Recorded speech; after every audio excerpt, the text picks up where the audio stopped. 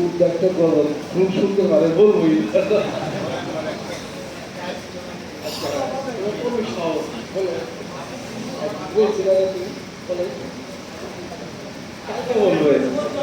কালকে তো মানুষ আসবে না, তোমার তো অনেক সাহস আছে, একজন শুনে দাও।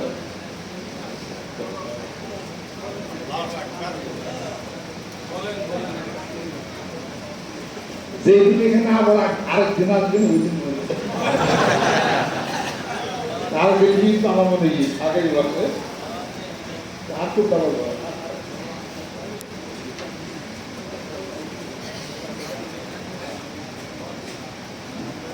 বলেন আপনার বলবেন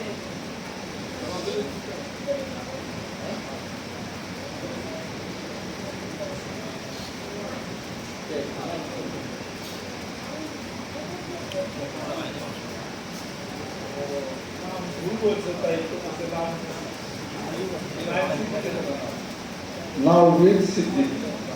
I want to name people will be the one.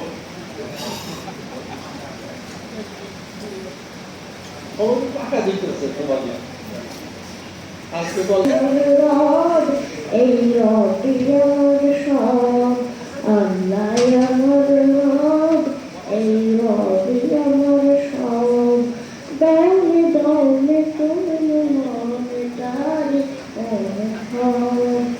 দলে দলে তুমি মনে তারি তোমার দুনিয়াতে আমি যেদিকে তাকাই অক্ষয় নিয়ামতে ডুবে আছি সবাই তোমার দুনিয়াতে আমি যেদিকে তাকাই তোমার দুনিয়াতে আমি ঘুরে যাই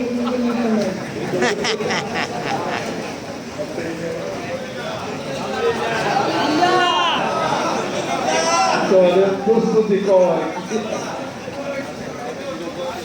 একটা করে সুন্দর গাইতে হয় ওটা একটু ঠিক করে কণ্ঠ আছে সাহায্য আছে এটাকে বানানো যায়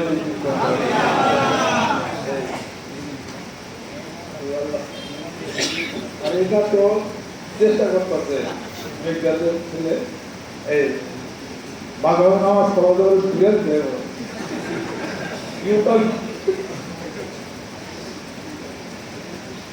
সবাই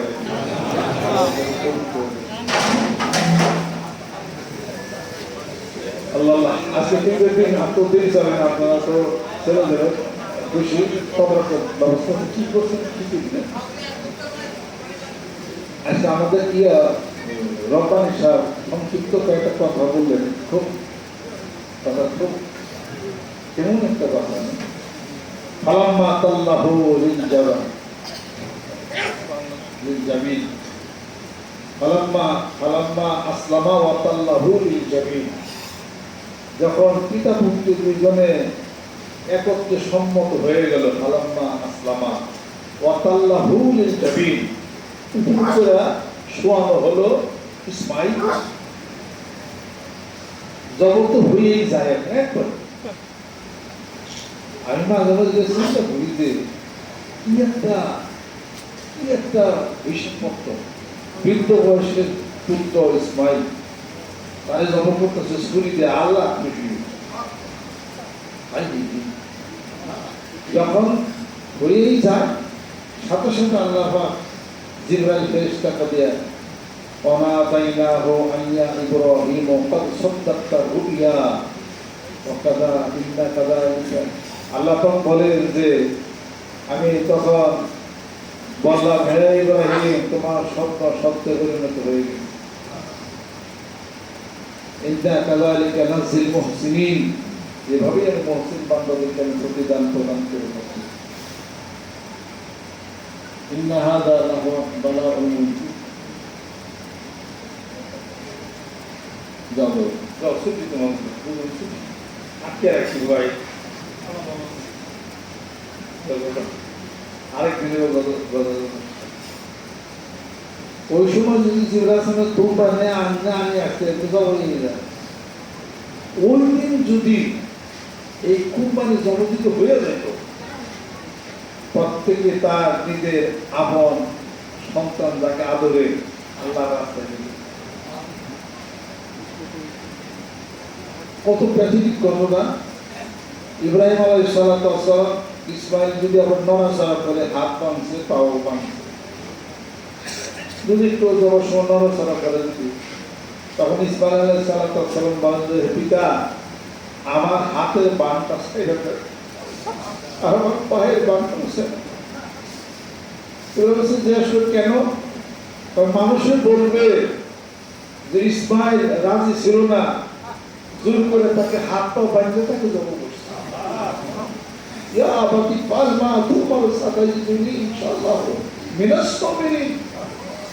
আমাকে ধৈর্যশীলের মধ্যেই পাবেন, আমি নড়াচড়া করবো না, আল্লাহ খুশি হবে আপনার হাতের বাঁধ ছেড়ে দেওয়া হলো, পায়ের বাঁধটা ছেড়ে দেওয়া হলো। ফেরেশতারা আহাজারি করতেছে, কি হইতেছে? কঠিন এক পরীক্ষা, অগ্নিতে হালাম কঠিন পরীক্ষা, সন্তান কুরবানিদান কঠিন পরীক্ষা। এই সমস্ত কঠিন পরীক্ষার মধ্যে পাস। তুমি কি পরীক্ষা দিয়েছো দেখো, আমি আপনি কি পরীক্ষা? আল্লাহ বলেন অল্প কিছু কিছু পরীক্ষা দিব, এই পরীক্ষাতে পাস করতে পারবে না। ছোট ছোট কিছু পরীক্ষা দেবে, এই পরীক্ষায় পাস করতে আমার লাগবে। ولنبلونكم بشيء من الخوف والجوع ونقص من الأموال والأنفس والثمرات وبشر الصابرين। ভয় দিয়ে পরীক্ষা করুন, ক্ষুধা দিয়ে পরীক্ষা করবো, হয়তো সন্তান নিয়ে গেলাম পরীক্ষা করবো, শস্য ক্ষেত্র বিনষ্ট করবো পরীক্ষা করবো, একটু অসুখ বিসুখ দেবো পরীক্ষা করবো, এই আর একটু শস্য ক্ষেত্র দিয়েছিলাম, শস্য ক্ষেত্র নষ্ট, ব্যবসা বাণিজ্য ক্ষতি হবো, এইগুলা পরীক্ষা করুন বন্ধ করবো। এগুলা পরীক্ষা কিছু কিছু করবই। আল্লাহ বলেন আমার এই পরীক্ষা যারা ধৈর্য ধারণ করবে আমার শিরিষ সবই তাদের জন্য জান্নাতের সুসংবাদ। আর এই দুনিয়ার বুকে ওখানে হাক্কান আলাইনা নাসরুল মুমিনিন, আমার মুমিন বান্দাদেরকে আমি সাহায্য করবো, বলছি না? অত বড় পরীক্ষায় পাস করা পারবেন না আমি আপনি, ছোট ছোট কিছু পরীক্ষা, এই সমস্ত ছোট ছোট পরীক্ষা পাস করা যাবে কিনা? ইতিহাস থেকে শুনেন আব্বা যখন বায়াত করে দিয়েছিলেন ইসাক রহমতুল্লাহ কাছে, ইসাক রহমত বলছেন তো বারিস্টার সাহেব মুভি হয়েছেন, খালি কাল জিকির করলে হইবে না, কিছু পরীক্ষাও পড়বে। আমি পরীক্ষায় আল্লাহ জানি পাস করা করতে। প্রথম পরীক্ষা ইকোনমিক্স এর হেড অফ দ্য ডিপার্টমেন্ট, 16 বছর, আর 1 বছর চাকরি করলে পেনশন পাইতেন সব। দাদা হুজুর বলেন চাকরি ছাড়িয়ে দেন, তারপরে রিজাল্ট লেটার লিখে চাকরি ছেড়ে দিন, বেতন বন্ধ। 16,500 টাকা আমরা বেতন পাইছি, 9,500 থেকে 16,500 আমার মনে আছে, 9,000 থেকে 16,000 বন্ধ। এই বেতন পাই আমরা সংসার চলে, চাকরি ছেড়ে দিতে বেতন বন্ধ। কি অবস্থা হয়েছে আমার ভাই, কালির মেশিন কিনছিল, কালির মেশিন বানিয়ে কালি ডিভাইড করে কালি বেচতেন। আর এই বাস স্ট্যান্ড ফুটপাতে আমি আর মজুর লাহোরি সাহেব ওই বইয়ের দোকান দিয়েছি ফুটপাতে। আর এই লাল ওষুধ আছে না, এই ওষুধ বেচতাম আমি ফুটপাতে। আর এই বইয়ের দোকান দিয়েছে আব্বা, বইয়ের বিজ্ঞান দৃষ্টির পর্দা, এই বই আর এই লাল ওষুধ বেচতাম 5 পয়সা। আর আব্বা কিছু প্রাইভেট পড়াইতো, আর জায়গায় জায়গায় ওয়াল ভাঙি করতে, কেউ 10 টাকা, কেউ 20 টাকা, কেউ 30 টাকা এইগুলো দিচ্ছে। এরপরে 2টা গাই কিনে আব্বা, বড়লার সমিতিতে আসছিল, কাজী মন্দির ফকির আসছিল, গাজী আসছিল, এরা হলো প্রথম জীবনের গরিব। 2টা গাই কিনে ও গাই দোয়াইতো, পরে বাজার দিনে আমি আর বললাম দুধ বেশি মাইনন বাজারে। আচ্ছা মা কইছি কি, তুমি একটা প্রফেসর, তোমার ছেলেদের দুধ বেচালে কেমন দেবো, কথা করে না প্রফেসর তো কাজ শিখে রা দুধ বেচ। আমি বাতিলে দুধ বেচতাম, বেঁচে আবার কিছু বাজার টাজার করে নিয়ে আসতাম। এইভাবে করে বাইরে দিলে আমরা 5-6 জন ভাই বোন 15 সংসার চলতো, খায় দিন যেত, না খায় দিন যেত। কি অবস্থা, দুজন খেবার খেতেন থাকতো না, একটু টাকাও খেতেন না, মুড়ি খেতেন, এই করে আমাদের দিন যাইত। আব্বার জীবনে কোনোদিন হা করে না, মাও করে না। কি মা যা ছিল এটা তো আপনারা কল্পনা করা যাবে না। আমার নানিরা তো অনেক ধনী আসলে, কোনোদিন মা যা নানিরা জীবনে কোনোদিন বলা নেই, কিছুই বলা নেই। এমনি ধরে গেছে এক পরীক্ষা, এরপরে একদিন